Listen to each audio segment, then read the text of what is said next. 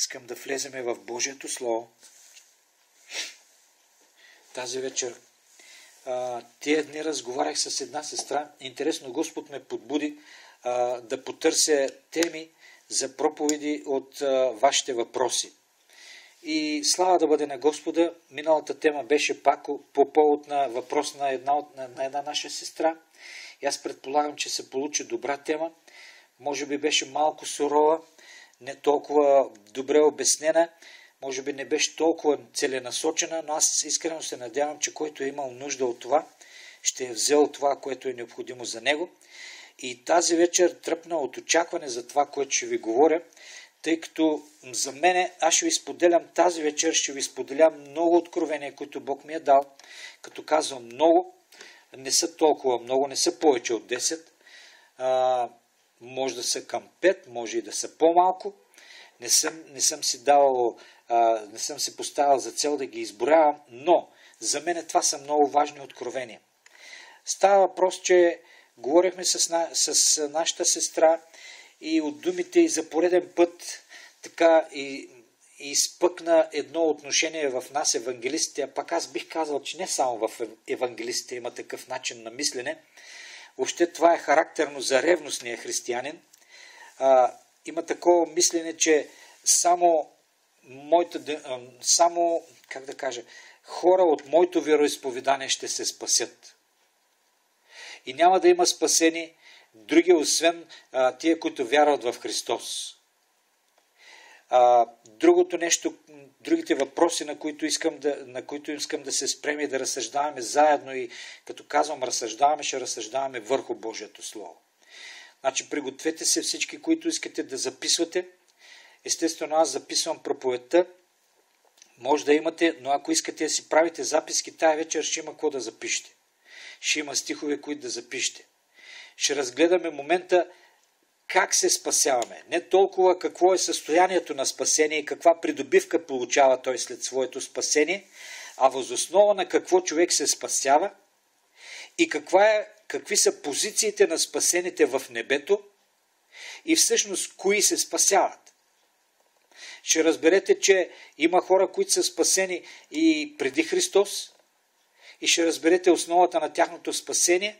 Ще разберете и след Христос каква е основата. Ще разберете и отговора на въпроса какви позиции има на небето. Защото тия теми са свързани помежду си. И аз разсъждавах и отначало бях решил да разгледаме само спасението и да видим кои се спасяват, по какъв начин се спасяват, всичко това, което Библията обяснява по тези въпроси.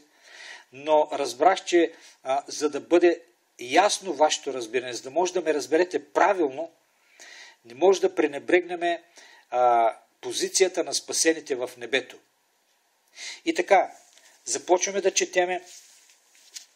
Първо да разбереме, почваме отгоре надолу от към небето, към земята. Нека да разгледаме първо позициите на спасените в небето и за целта отваряме Исаия 60 глава. Исаия 60 глава, където искам да ви прочета нещо. Алелуя! Значи, четеме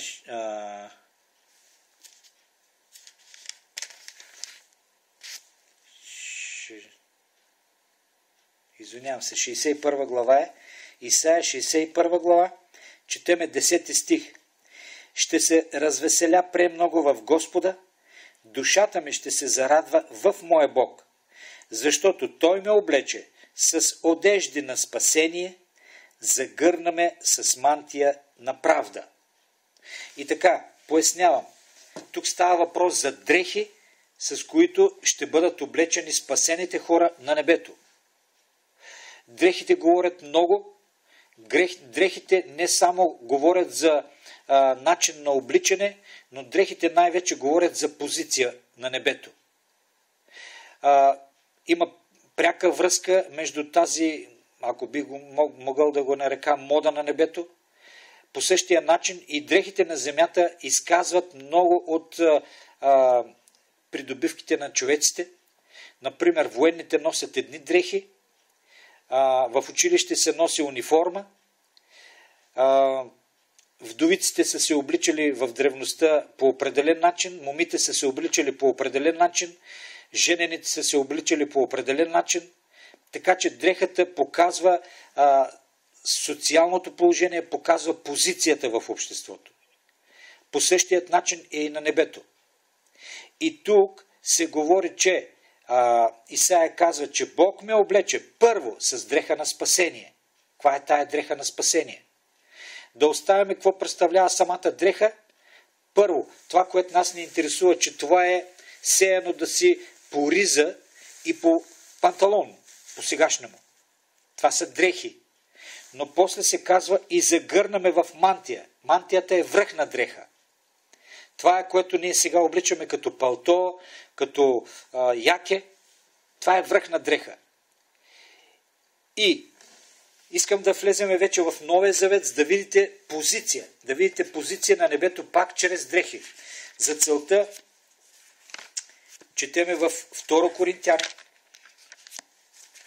5 глава. Апостол Павел споменава много интересни неща тук. Говори за небесното жилище, за земната скиния. Почваме от 1 стих. 5 глава на 2 Коринтяни, 1 стих. Защото знаеме, че ако се развали земният ни дом, телесната скиния, става въпрос за нашето тяло. Човешкото ни тяло, земното ни тяло. Имаме от Бога здание на небесата. Дом неръкотворен. Обърнете внимание. Говори се за нашето тяло като за жилище. Земното тяло имам предвид. И се нарича дом. Обаче, когато говори за небесното жилище, не го нарича дом или жилище, а го нарича здание. Сам Исус Христос каза на своите ученици: в дома на отца ми има много обиталища. Уникално е, ви казвам. Жилищата, в които ще живеят светиите в дома на отца, са вътре в неговия дом, има много жилища. Това прилича на едно общежитие. И описанията на небесния Иерусалим са такива, че целият небесен Иерусалим, заедно с размерите му, с външната му стена, с стените му, той представлява едно монолитно или общо здание. И вътре в това здание са разположени по-малки домове, по-малки стаи, по-малки жилища. Но цялото, когато го погледнеш, домът на Отца или небесният Иерусалим, целият той представлява една обща сграда. Камък в камък е вградено. Това е както сегашните блокове, само че с формата описана в Откровение. Значи има квадратна форма, описани са размерите, аз просто не искам сега да влизам в подробности. Но в Откровение се казва: и видях невестата на агнето, небесният Иерусалим. Сега, апостол Павел тук говори, че имаме здание от Бога. Ти имаш здание, ти имаш право да живееш в това здание, обаче ти не обитаваш цялото здание. Твоето жилище, това, което ти е дадено да обитаваш в небето, то е част от общото здание. Точно по същия начин и тези, които ще бъдат одобрени за усъвършенствани, те ще бъдат част от невестата на агнето. И тази невеста ще съставлява небесният Иерусалим. Буквално нещата звучат по този начин. Всеки един от нас ще бъде камък в това здание. Апостолите, ако се сещате, те бяха основните камъни на външните стени. Имаше 12 основни камъка и на всеки камък беше написано едно от имената на апостолите. Върху тях вече е изградена стената, върху тях вече започва да се гради зданието. Имайте предвид, че този небесен Иерусалим е започнал да се гради с спасението на апостолите, с тяхното служение и смърт, и той продължава да се гради и до сега. Защото Исус Христос казва: отивам да ви приготвя обиталища. Но той не отива да приготвя обиталища само на 12-те.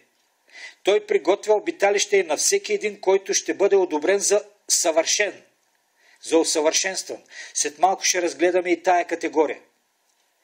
И така, всичките апартаменти, ако мога така да ги нарека, ще съответстват на нивото, ще съответстват на откровението, ще съответстват на растежа на всеки един светия. Едни ще имат по-голяма квадратура, други ще имат по-малка квадратура. Едни ще бъдат по-близо до трона на Отец, други ще бъдат малко по-далече от трона на Отец. Едни ще бъдат по-богати, други ще бъдат по-малко богати. Какъв е принципът? Значи връщам се отново на разпределение на богатствата или на апартаментите. Значи връщам се пак на 5 глава на 2 Коринтяни. Понеже, втория стих, в този дом, земния дом, има предвид нашите земни тела, и стенем, като очакваме да се облечеме в нашето небесно жилище. Всички имаме надежда, че когато дойде Христос, ние ще бъдем с Него и ще си отидеме да живееме в небето, там откъдето сме излязли. Обаче, третия стих е, върху който искам да се фокусираме сега, да ви покажа разликите, да ви покажа двете нива, да ви покажа двете степени на спасение в небето. Значи, тия две степени ги има още на земята, но те не са така явни. Но на небето ще бъдат явни. И тъй, третия стих се казва следното. Стига само облечени с кого? С небесното жилище, да не се намериме голи. Чакай сега. Веднъж казва облечени, пък после да не излезе тъй, че сме голи. Сега искам да ви поясня нещо, което аз не знаех, но на определеното време Бог ми позволи да го разбера. Ако се сещате, в Евангелие на Йоанна, когато хващаха Исус Христос, неговия възлюбен ученик беше пипнат от един от войниците и той, за да избяга, остави връхната си дреха, остави дрехата си в ръката на войника и избяга, изхлузи се. И в Евангелието се казва, че и той избяга гол. Ако някой иска да види тая подробност, нека да се отвори в Евангелие на Йоанна, там ще намери подробностите. Обаче, това не означава, че Йоан под наметалото си е бил дебедюс гол само по слипове. Нищо подобно. По това време наричал се е гол всеки един, който е бил само по долната си риза. По долния си хитон, така да го кажем, защото така се е наричала долната дреха. И така, Йоан е бил наметнат, бил облечен с горната си дреха и когато го хващат, той се изхлузва от горната си дреха и избягва по долната си дреха. И това състояние се нарича гол. Сега, спомнете си какво четахме в Исаия. В Исаия четахме, че Бог ме облече в дреха на спасение, първи път, и втори път загърнаме в роба на праведност. Сега искам да ви покажа този момент, че и в Новия Завет много ясно се говори за тия две степени. Първия момент, това е, когато ви прочетах сега това слово. Значи, прочитам трите стиха заедно. Защото знаем, че ако се развали земният ни дом, телесната скиния, имаме от Бога здание на небесата, дом неръкотворен, вечен. Понеже в този дом изтенем, като очакваме да се облечем с нашето небесно жилище. Стига само облечени с него, да не се намерим голи. Тук, в прав текст, след като имате всички тия разбиране, апостол Павел казва, че някой може да се намери на небето, в небесно жилище, не в това земно тяло, а в небесно тяло, да обаче може да се намери в небесно тяло, но облечено само в дрехи, а не загърнат в робата на праведност. Така, сега ще подкрепя това нещо с още два момента. Искам да отидем на 1 Коринтяни 3 глава, за да го видите ясно това нещо, как го обяснява апостол Павел. И там четеме мястото, където той обяснява, вие сте Божия нива, Божие здание и така нататък. Това е 3 глава на 1 Коринтяни. И започвам да чета 11 стих. Защото никой не може да положи друга основа, освен положената, която е Исус Христос. И ако някой гради на основата злато, сега искам да обясня, не да гради върху злато, а ако някой гради върху основата Исус с И вече изброява материалите, с които някои надграждат над основата Исус.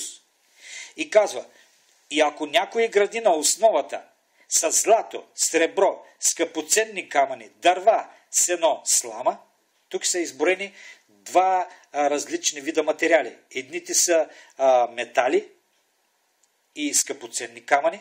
Това са материали, единият вид материали. И другият вид материали, това са дърва, камъни, дърва, сено и слама. Това са два вида материали. И те са преобрази на делата, които изграждат християнския живот върху основата Исус Христос. И тъй, и ако някой гради на основата злато, сребро, скъпоценни камъни, дърва, сено, слама, всеки му работата ще стане явна каква е. Как ще стане явна? Защото Господният ден ще я изяви. Как? По какъв начин Господният ден ще направи така, че на всеки работата да стане видима, явна? Понеже работата, чрез огън се открива. Начинът, чрез който делата ни ще станат явни, какви са? Дали са от сребро, злато и скъпоценни камъни, или от сено, слама и дърва, ще стане явно ще стане явно чрез огън. Защото казва, тя чрез огън се открива. И самият огън е който ще открие работата. Как? Ще изпита работата на всеки го каква е.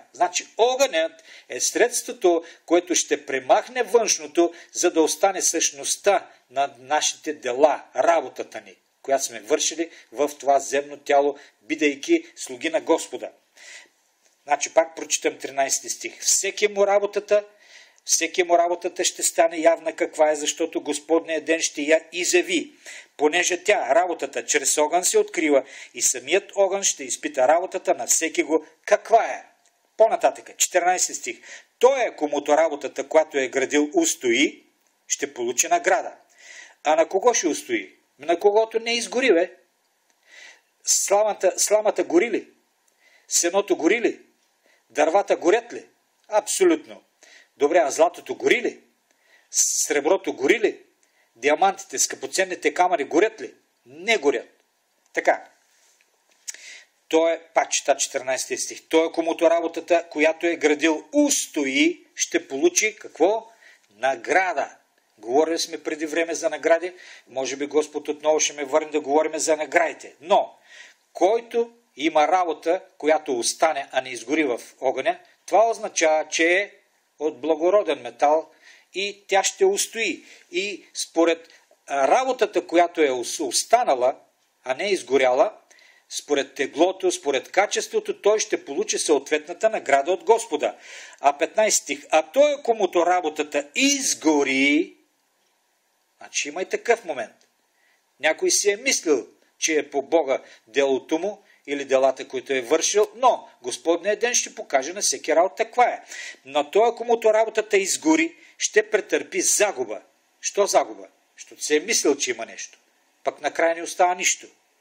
И така той ще претърпи загуба, а сам той какво? Ще се избави. Но тъй, както през огън. Думата избави означава, че няма да отиде в ада. Той е вярвал в Исус, не се е отказал от вярата си. Делата, които е вършил, не са били по духа, но са били по плътта. Те са изгоряли и все пак обаче той ще се избави. Няма да погине. И така, нека го свържем с думите на Павел. Само казва, облечени с нашето небесно жилище, да не би да се намериме голи. И така, има хора на небето, които са облечени само в дреха на спасение, а има такива, които са облечени и в дреха на спасение и върху нея дреха имат роба на праведност. И това са праведните дела на светиите. Сега, няма да влизам в много подробности, но искам да ви питам следното. Ако искате набързо, само може да ми отговорите един-два гласа да се чуят за отговор. Но, питам ви следното. Сещате се и всички знаете притчата за 10 девици. коя от тях беше невестата? Коя беше жената коя беше годеницата всъщност? Послушните. Какво не ли? Послушните, които имаха масло. Така.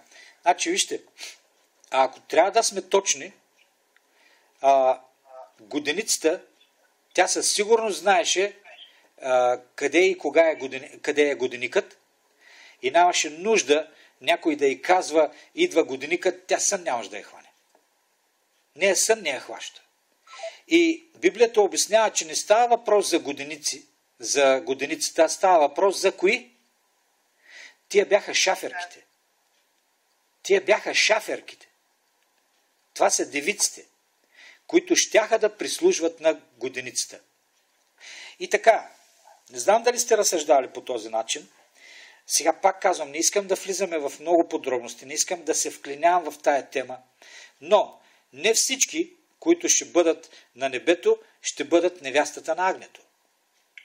Да, те може да бъдат шаферки и от шаферка до шаферка ще има разлика, защото едните са разумни, другите са неразумни. И въпреки всичко обаче, Библията ги окачествява и двете категории, и разумните, и неразумните, като девици, което означава, че те са повярвали в Христос, защото сам Господ каза на Петър, когато му отговори, защото Петър каза, Господи, като и тъй уми има целия, не само краката. Господ каза, Петре, вие вече сте чисти чрез учението, което ви говорих. И така, има такива, които са умити чрез благата вест, чрез учението на Христос и няма нужда да се мият повече целите, само трябва да се мият краката и все пак обаче може да се окажат без праведни дела. Може да се останат само с тая вяра. И пак ще отидат на небето. Но има и такива, които не само ще вярват, не само ще бъдат очистени, но ще бъдат разумни, в които ще се намери Святия Дух. И тъй, казвам пак, имаме други теми да разгледаме. Искам предела на вашето внимание, защото старая се в максимално кратък срок, кратко време, да ви споделя много информация, много неща искам да ви кажа, за да сумираме нещата, тъй като това е само въведение, искам да отидем в спасението. Ще влеземе в спасението. Но започваме от състоянието на спасените на небето. И така, тия, които са усъвършенстваните, тия, които са облечени не само в дреха на спасение, но и в роба на праведност, тия са, на които е позволено да преминат през портата на небесния Йерусалим. Защото в Откровение 22 глава се казва, че през неговите порти, през портите на небесния Йерусалим няма да влезе нищо нечисто. И така, тези, които са извън небесния Йерусалим, защото тия, които са облечени в дреха на спасение, са извън небесния Йерусалим, те все още има от какво да се очистват. И Библията казва, че дървото на живота имаше листа, имаше и плод, който се обновяваше 12 пъти в годината. Дава плод 12 пъти в годината. И се казва, че листата на дървото са за изцеление на народите. И то точно тези спасени народи, които са извън стените на небесния Йерусалим. Значи, пояснявам, раят не означава небесният Йерусалим. Небесният Йерусалим се намира в рая, но раят не означава, че целият рай е небесният Йерусалим. Напротив, много обширни територии има в рая, има различни нива. Там ще живеят спасените, които все още обаче не са достигнали съвършенство. А вече тия, които са влязли в съвършенство, достигнали са в съвършенство, на тях ще бъде позволено да минат през тясната порта. Все още за тези, които не ми вярват, ще прочита думите на Исус Христос. Това е Евангелие на Матея, 19 глава. Това е случката с богатия младеж. Мога и да я префразирам, но предпочитам да я прочетеме. И така, почваме 16 стих на 19 глава на Матей. И ето един момък дойде при него и рече: Учителю, какво добро да сторя, за да имам вечен живот? А той му казва: Защо питаш мене за доброто? Но ако искаш да влезеш, а не да имаш, да влезеш в живота, казва му, пази заповедите. И съответно младежа казва, кои? Исус му казва, тия, не убивай, така и така и така, 10 заповеди. Почитай баща си и майка си, обичай ближния си, както себе си. Момъкът отвръща, всичко това съм пазил от младостта си. Какво ми още не достига? Вижте, ако нямаше тая добавка към въпросът му, какво ми още не достига, Господ нямаше да продължи да му обяснява. Но Господ каза следното, ако искаш да бъдеш съвършен. Вижте, думите на Господ означават нещо. И думата съвършен не означава да влезеш в живота. Да, за да бъдеш съвършен, трябва да влезеш в живота. Не можеш да прескочиш тая степен. Обаче да влезеш в живота не означава, че вече си съвършен. Има условие, което трябва да се изпълни, за да бъдеш съвършен. И Господ излага това условие, споменава го, казва го. И условието, ще ви го прочита направо. Нека да съкратим. Дойди и ме следвай. Това е условието. Значи, условието не е да си продадеш имота и да станеш беден. Нарочно не го чета това. Макар и Господ да го каза.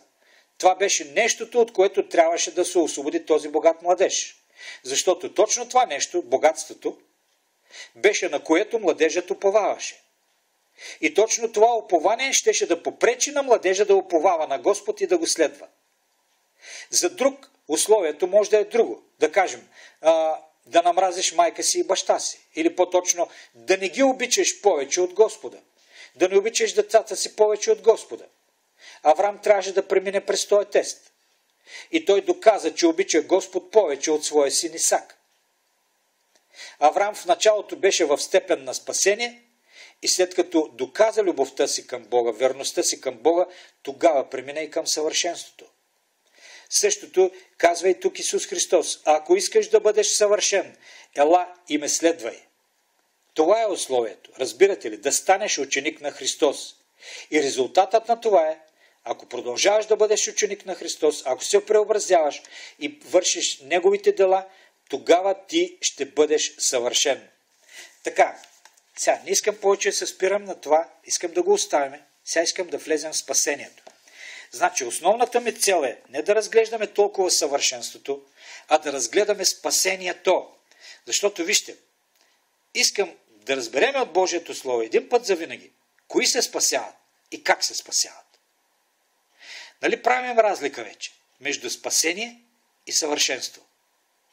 И въпросът е, кои се спасяват, ви казвам, защото знаете ли, кое е проблем за нашия евангелски свят? Че ние смятаме, че и спасението, и съвършенството са една и съща степен. И става въпрос за едно и също ниво. Не е едно и също. Да, аз не искам да кажа, че един, който не е спасен, може да бъде съвършен. Напротив, това е първата стъпка. Но това не е Божията воля и Бог иска всеки един спасен да стане съвършен. Но не всеки един спасен иска да бъде съвършен. И в това може да спориме и аз съм се убедил и съм го разбрал и Господ си го казва ясно.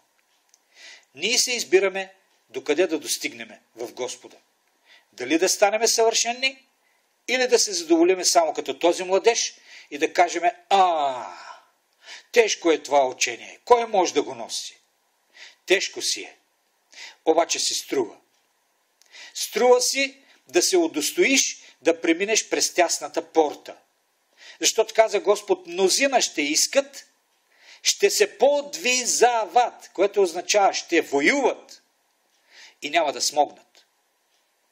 И блажен е този, който се удостои да мине през тясната порта. През тази порта ти не можеш да минеш с дюшека и с възглавницата си. Нямам предвид за сън. Ти не можеш да минеш с много багаж през тая тясна порта. През тая тясна порта минава един човек само с ръчен багаж. Не можеш да минеш с страница, не можеш да минеш с куфър. Добре, нека сега да гледаме спасението. Нека да разгледаме спасението. Хайде сега. Сега ще го цитираме този стих, просто да не губиме време. Това е от Деяния на апостолите. Повярвай и ще се спасиш ти и целият ти дом. Така ли беше? Точно така. И тогава, какъв извод може да направим? Кой се спасява? Който повярва. Какво трябва да повярва?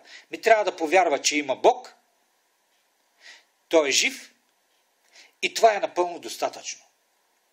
Сега, искам да разгледаме. Хайде, ще припомним първо от Новия завет нещата. И това е Римляни. Нека да разгледаме Римляни 10 глава, където се казва, че апостол Павел декларира и казва. 10 глава, 9 стих почвам. Защото ако изповядаш с устата си, че Исус е Господ, и повярваш със сърцето си, че Бог го е възкресил от мъртвите, ще се спасиш. И обяснява по-надолу. Защото със сърце вярва човек и се оправдава, и с уста прави изповед и се спасява. И така, вярата, че Исус е Божия син, че Исус е Господ, ти дава правото и основанието да бъдеш спасен. Разбира се, тук става въпрос за изповед, но изповедта е само един завършек на твоето спасение. Защото тук се обяснява, че ако ти повярваш в сърцето си, че Бог го възкреси от мъртвите, ти биваш оправдан. Обърнете внимание на тази дума оправдан. Оправдан и спасен има пряка връзка между тях. Има пряка връзка между тях. И едното и другото означават едно и също нещо. Сега, искам да разгледаме пак в Римляни. Доста ще четеме от Римляни днеска. Основно в Римляни ще четеме за спасението. Но искам да потърсиме въпросът, отговор на въпросът, преди Христос имало ли е спасение? И въз основа на какво те са се спасявали? Значи, четеме думите на апостол Павел във 2 глава и започвам от 13 стих. Защото незаконослушателите са праведни пред Бога, но законоизпълнителите ще бъдат оправдани. Понеже, когато езичниците, обърнете внимание на тая дума, езичниците, понеже когато езичниците нямат закон, значи не го прочетох правилно, понеже когато езичниците, които нямат закон, по природа вършат това, което се изисква от закона, то и без да имат закон, те сами са закон за себе си. И каква им е ползата, че сами са закон за себе си? Те са си езичници. Да, ама Павел твърди, че законоизпълнителите са праведни пред Бога, ще бъдат оправдани. Четеме по-надолу. Понеже когато езичниците, които нямат закон по природа, вършат това, което се изисква от закона, то и без да имат закон, те сами са закон за себе си. По това, по какъв начин са закон за себе си? Ами по това, че те показват действието на закона, написано на сърцето им, на което и свидетелства съвестта им. А помислите им или ги осъждат помежду си, или ги оправдават. Сега, в деня, 16 стих, в деня, когато Бог чрез Исус Христос ще съди тайните дела на човеците според моето благовестие. Вижте, в благовестието на Христос, на Павел, в благовестието на Павел, или това, което проповядваше той като блага вест, добра новина, включая и Христос и спасителното му дело, беше включен и този факт, че един езичник, който изпълнява законът, написан на сърцето му, и той узнава този закон чрез съвестта си, която му показва това добро, това лошо, когато един езичник се вслушва в съвестта си и по този начин става изпълнител на Божият закон, пред Бог той е оправдан, и то в денят, в който Исус Христос ще съди тайните дела на човеците според моето благовестие, казва Павел. Искам да ви кажа кога ще стане този съд. Този съд ще се случи 1000 години след грабването на църквата, след възкресението на праведниците. И на този съд също ще има оправдание, също ще има спасени. Защото ако нямаше, тогава нямаше да има и нужда от книгата на живота, която се разгърна заедно с други книги на този съд, пред големият бял престол, на който престол седеше Исус Христос, определен от Бог Отец да бъде съдия на цялата вселена. И така, значи, тия езичници няма да се наредят заедно с спасените светии, заедно с усъвършенствените светии. Те няма да се явят на този съд, но те ще се явят на съд 1000 години след първия съд на светиите. Това вече не е съд толкова за, за наказание, колкото за раздаване на награди. Те ще се явят 1000 години, ще възкръснат заедно с всички останали и ще се явят пред големия бял престол. На този престол стои Исус Христос и Той ще съди човеците според делата им. И така, но тук се казва ясно и в прав текст, че един езичник, вижте, обърнете внимание на тая дума езичник, ако изпълнява Божиите закони, Божият закон, а Божият закон е записан в сърцето на всеки един човек, ви казвам. Защото всеки един човек е сътворен да има съвест. И съвестта на всеки един човек му показва това добро и това лошо. И или те осъждат, или те оправдават.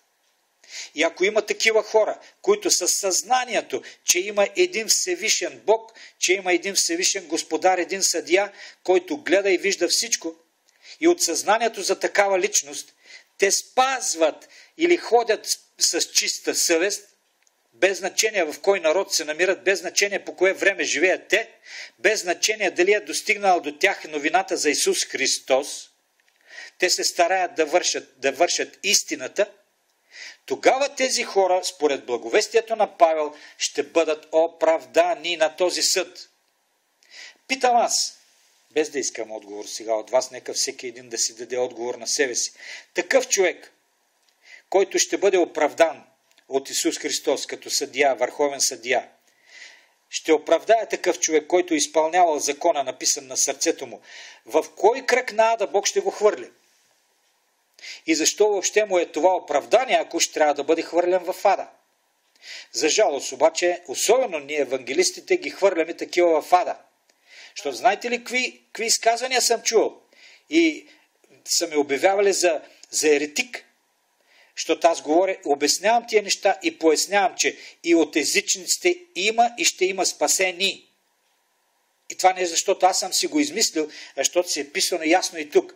И само едно предубеждение или неправилно разбиране на Божието Слово може да те направи да мислиш последния начин.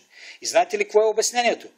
Обяснението е, че няма друго име, чрез което да се спасеме, освен името на Исус Христос. Името Исус Христос. И това, което аз ви обяснявам сега, не противоречи на тази истина. Само, че не всеки е достигнал до малко по-дълбоко разбиране на тази истина. Защото в същото послание същия Павел обяснява как един езичник ще бъде спасен чрез името на Исус Христос. И ние сега ще го прочетеме, за да разберете как. Значи, четеме вече в 3 глава и аз почвам от 23 стих. Понеже казва всички.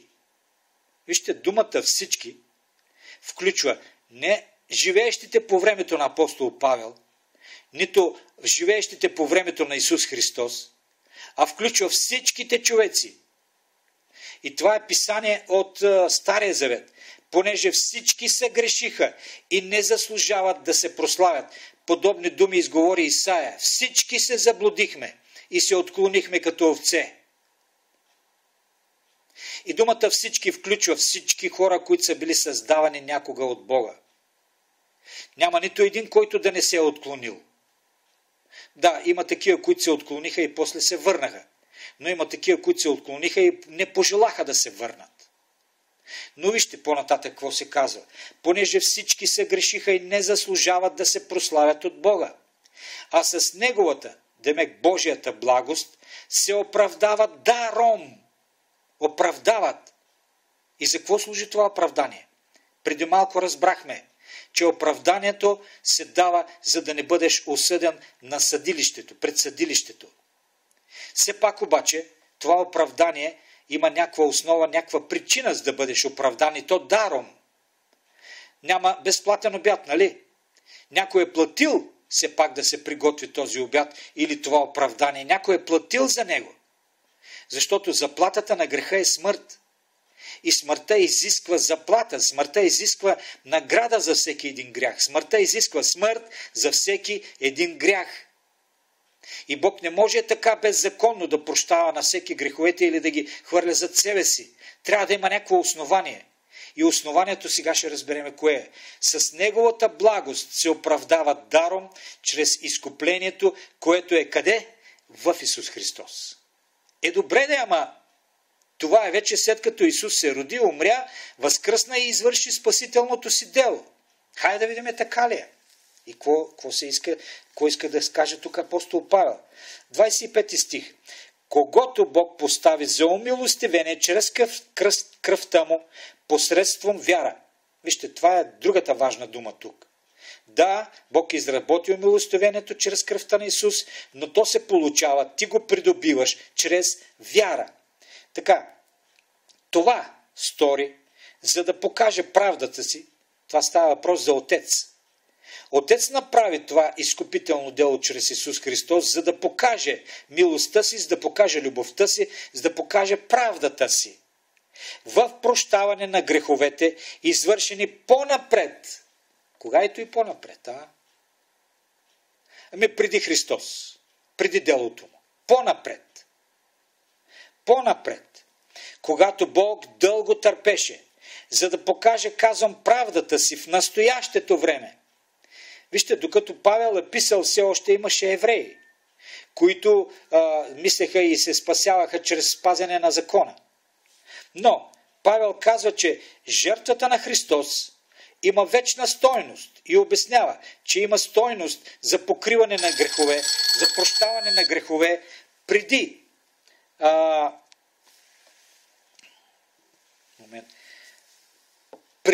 още да се е родил Христос в човешко тяло. Жертвата му има стойност и за хората, които са по времето на Христос живяли. А същата стойност има и за хората, които живеят, щяха да се родят след жертвата на Христос. Защото ние сме от това поколение, които се родихме след Христос. И ние все още получаваме резултатът на Неговото спасително дело, и то чрез вяра. Ще се върнем на тази вяра след малко. Защото основата за нашето прощение, за оправданието ни, това е жертвата на Христос и любовта на Бог Отец към всичките човеци. Защото Бог иска да се спасят всички. Въпросът е обаче от всички тия всички, кой ще поиска да бъде спасен. И ако иска да бъде спасен, трябва да изпълни това условие. Да вярва. В какво да вярва? Хайде да видим сега в какво да вярва. Ние, които сме след Христос, си знаеме. Вярваме, че Исус е Божия син, на кръста умря за нашите грехове вместо нас и на третия ден беше възкресен от мъртвите. Точно така. Това е спасителната вяра. Казва се от вяра към вяра. Започваме с тая спасителна вяра и трябва да преминем от тая спасителна вяра към вяра в Словото на Бога, за да получим всяко едно обещание. Обаче, преди Христос, хайде да разгледаме сега, по какъв начин се спасявали хората преди Христос. Някой ще каже, всичките пророци имаха откровение за Христос. Добре, да само пророците ли се спасяваха? Апостол Павел каза, че ако един езичник, а това е правило за всичките човеци, защото само евреите не бяха езичници, ако един езичник изпълнява закона, записан на сърцето му, той ще бъде оправдан, което означава, че на определеното време ще бъде спасен. И тъй, ако един езичник трябваше да прилага това в живота си и да бъде спасен, каква е връзката тогава между неговото спасение и Христос? преди малко казахме, че въз основа на тази жертва на Христос, която има вечна стойност, Бог е прощавал греховете на определена категория хора, които са живели преди Христос. Нека да видим каква вяра, в какво трябвало да вярват тия човеци, за да изработят своето спасение чрез вяра. Защото истината е, че човек получава спасението си чрез вяра. Сега нека да разгледаме нашият отец Авраам като пример, защото той е бащата на вярата, бащата на вярващите и в неговия живот ние намираме всичките принципи на вярата, и началната вяра, и следващата вяра, и той мина през всички тия стъпки на повярване. Авраам почна с необходимата вяра, с вярата, която се изисква, за да му се вмени за правда. И така, 4 глава четеме на Римляни, почваме от 1 стих. И тъй, какво ще кажем? Че нашият отец Авраам е намерил по плът? Защото ако Авраам се е оправдал от дела, има с какво да се хвали, само не е пред Бога. Понеже какво казва Писанието? Авраам повярва в Бога и това му се вмени за правда. Сега вижте, искам да ви покажа в какво е повярвал Авраам. Защото разбрахме, че има значение в какво вярваш. Защото Библията казва, че и дяволът е вярвал, че има Бог и е треперел от Бога, ама не изглежда да е много спасен. И така, какво е било условието? В какво е трябвало да повярва човек преди делото на Исус Христос, преди да се роди Христос, за да му се вмени за правда или да бъде оправдан и да получи спасение. И така, четеме по-нататъка. Венета, изключи с микрофона, ако обичаш. А на този, който върши дела, наградата му се не счита като благодеяние, но като дълг. А на този, който не върши дела, а вярва, ето тук е формулата. И тук е показано в какво вярва, в какво трябва да вярва някой, за да получи спасение преди Христос. А вярва в онзи, който оправдава нечестивият. Тук е цялата формула, тук е изкрита истината. Значи, спасява се този, който вярва в един Бог, който е милостив, който е любов и който обича дори и грешника. И когато грешника каже: Боже, грешен съм, прости ми, и грешникът вярва, че когато каже тия думи, Бог му прощава. Всъщност, това е един човек, който е грешник. Те всички са грешни, всички сме грешни, само че едните са покаяни, другите не.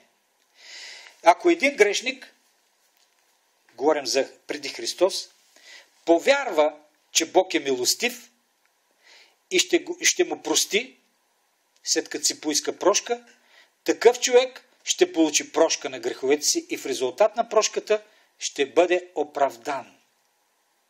И то въз основа не на това, че е направил някакви добри дела, а защото е повярвал, че Бог е милостив, много милостив, жалостив и той оправдава грешника, когато грешника си поиска прошка. Разбирате ли каква е формулата за получаване на спасение преди Христос? И вижте, ако се замислим и ако анализираме, ще разберете, че основата на спасението преди Христос и след Христос е една и съща. Защо е една и съща? Ами защото Христос беше израз на Божията благост, на Божията милост и на Божията любов. Защото Бог толкова възлюби света, че даде своя син. Само че преди да се роди Христос, преди да извърши делото си, хората нямаха голяма идея за неговото дело, но вярваха в един любящ Бог. И разбира се, този, който вярва и отиде при Бога с такава молитва, той получава прошка на греховете си и бива оправдан. И то заради вярата, че Бог е такъв. И така, предполагам, че вече го разбрахте. Значи, вижте, целта ми беше да разбереме, че всеки един, който живее по съвест и вярва, че Бог е милостив и си иска прошка за греховете, такъв човек е оправдан от Бога, не от мене, не от тебе. И няма значение аз или ти, къде ще го напъхаме такъв човек. Дали ще го напъхаме в ада или в рая.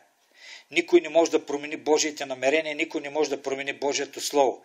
Бог си има критерии, Бог си има условия. Условието е вяра и условието е да вярва, че Бог е милостив и жалостив и обича човеците. Бог е човеколюбив.